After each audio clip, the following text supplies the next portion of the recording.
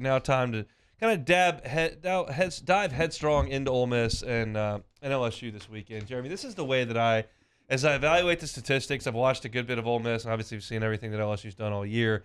When you're in like 8th grade or you're a freshman in high school and you've got to do the science fair project, you've got your control and you've got your variable. The control obviously stays the same. You put the variable in and you see what happens with the experiment. I believe in this game, Ole Miss to be the control. They are kind of what they are. Every game statistically outside of a little bit of the Vanderbilt game has looked the same. They've been at least 2-1, if not 3-1 run to pass. They've run the football very well behind a good offensive line. Passing offense has been hit or miss, not very good, and their defense has been fine. That's kind of been who they are. LSU has been a roller coaster. They have had halves where their offenses look sensational. They have halves where the offense looks inept. They have a quarterback that can make a lot of plays or can go into a shell.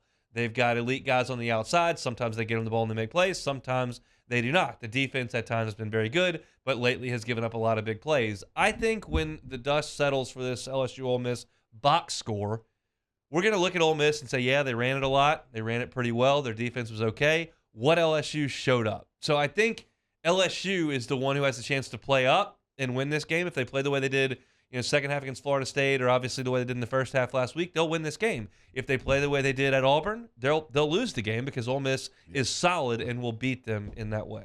Yeah, and I think kind of Ole Miss is kind of dealing with LSU did before that Florida game, and that's waiting for their quarterback to kind of have that breakout big-time performance, and they just haven't had that all year, especially when you kind of look at the turnovers that Dart's had all season. He's thrown 6 interceptions already to this point in the season, and so we just haven't seen that from JD5. But I think anytime you're looking at this Ole Miss team, you got 2 running backs averaging 6 a carry.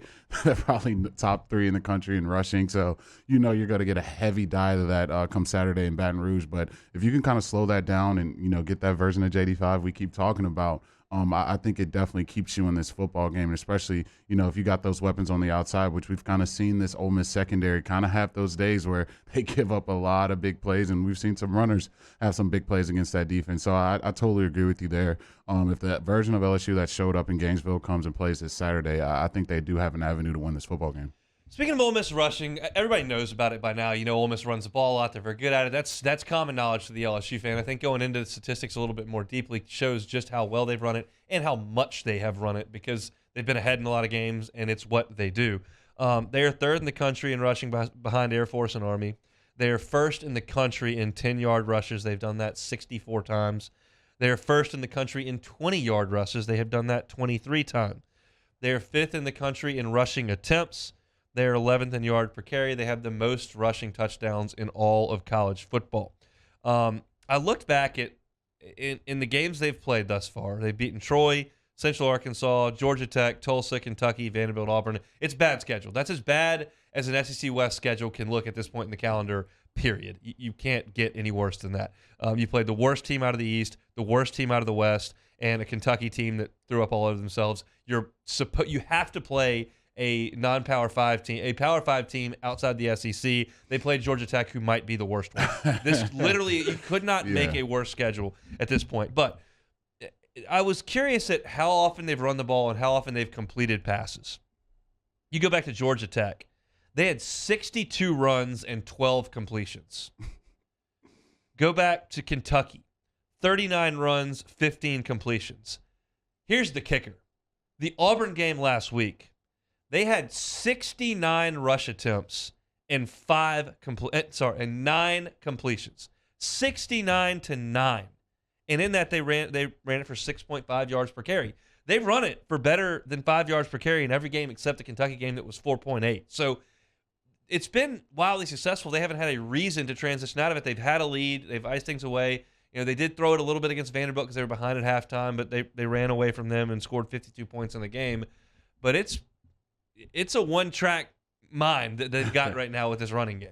Yeah, and I think anytime you go against a rushing attack of the level of Ole Miss, the last thing you do, it seems like we're on repeat with saying this every game for us, but you saw it on full display last week. You got to start fast, and I think the way they did last week and scoring the amount of touchdowns in a row that they did, it just puts so much pressure on the other team to change their game flow and have to do things that they don't want to do. And this is the exact team you want to do that against and force Jackson Dart to drop back time and time again and force him in third down situations where he has to pass the ball downfield, because I just don't think when you can kind of compare the weapons on the outside, the Ole Miss receivers, they have Mingo, but I think other than that, it's really not much that they have on the outside. So you want them to try to continue to try to pass the ball, especially if you can get a lead early in this game and really try to get Lane to get away from that run game. I think that's also going to help you tremendously in this game to try to win it. LSU's run defense was pretty good early and has been a little spotty here the last couple of weeks. But I want to try to make as apples and apples a comparison as I can make when talking about this Ole Miss team running against LSU. It ain't Troy. It ain't Central Arkansas. Sorry, it's not Georgia Tech either. It's not Tulsa. It ain't Vanderbilt. And it's really not Auburn, although Auburn should have some functional guys up front. Kentucky is really the only game that I look to and go, okay, what did it look like against a team that knows how to play defense? And Ole Miss ran the ball 39 times for about 5 yards per carry in that game. Pretty good. So, okay, what has Kentucky's run defense done the rest of the year? Well, Florida ran the ball 35 times for 136 yards, 4.5 yards per carry against Kentucky. And South Carolina ran it 42 times in that game for 179, 4.3. And Ole Miss was at 4.8, so just a little bit better than Florida and South Carolina running the football. So it's not as if this is some sort of unstoppable juggernaut. Kentucky pretty much allowed what they allowed against South Carolina and Florida against this Ole Miss running attack. So good, yes. Dependable thus far, yeah. Totally tested, I would stop short of that. Yeah, they've eaten against a lot of bad rush defenses to start the year, especially when you look at the non-conference and even the teams they played in the SEC other than that Kentucky game. You can run up 6 yards a carry against some of these teams. And when you got backs like Junkins and you got backs like Evans, they're going to make you pay. And they've had some really long touchdowns, which tremendously helps your average. And so I think this will be a real test. I think the environment in Death Valley on Saturday, even though it's not a night game, I think that'll play some dividends in this game. And if you can kind of slow these guys a little bit and make Dart try to beat you with his arm, I think for this LSU defense, who does have the pass rush, I don't think that's something that Ole Miss wants to do this season and drop back. They don't have Matt Corral back there. So get after Dart, force him to get out of that run game, and I think this defense can have a big-time day. They don't pass it a lot. We know that. I've laid those stats out, and the stats bear it out in terms of sacks as well when you're talking about LSU's pass rush. Ole Miss only allowed 3 sacks in 7 games. That's third best in all of college football. One other thing that I want to touch on here before we get to Nick Suss of the Jackson Clarion Ledger, who will talk more about this Ole Miss team as he covers them for the Jackson newspaper. One of Lane's MOs early on through 2 years at Ole Miss is that he's going to go for a ton of fourth downs. He's going to keep his offense on the field. A lot of it's analytics. Some of it is the fact that his defense was atrocious the first 2 years he was in Oxford. And last year it got a little bit better with time. And this year it seems to be okay, even though they haven't really been tested all that much. These offenses are really, really poor.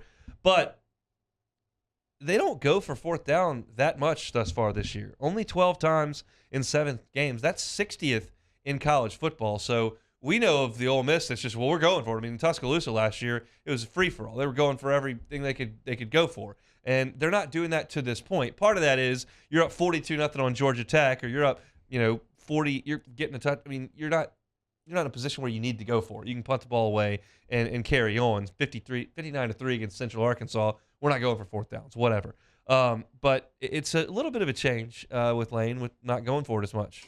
Yeah, and I think when you have the rushing attack that you do and not the quarterback that you trust back there, you probably don't want to put Dart in those situations where you're going for it just about on every fourth down and going back for it on your side of the field, which we saw them do against Alabama last year. But I think when you have Corral, quarterback you really trust to either get it with his legs or use his arm, you saw Lane even pulling it out in the read option game. I don't think they trust. I know Dart is at 7 yards a carry right now, but he's nowhere near the runner that Corral was. So I think it's just a lot safer for them when they know they can start the next drive and hand the ball off to Junkins and Evans again, that we don't really have to go for this, especially when you're not putting up so many points or giving up on defense.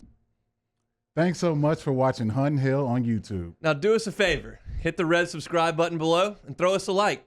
We'll see you next time.